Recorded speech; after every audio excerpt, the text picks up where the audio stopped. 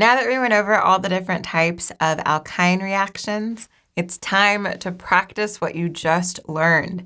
So make sure to try every single one of these questions out. Get a piece of paper, get a pen, make sure to do all of these. And of course, if you need to write out the mechanism, if that helps you predict the products, by all means, try to do that. But I highly recommend trying to do it without writing the mechanism. So just by looking at this, try to identify what the products would be.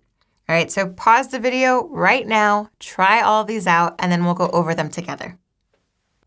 All right, so the first one is hydroboration. How do we know? There's boron. So the fact that there's that BH3, or if we would have had SiA and then BH, then that would have also have been hydroboration.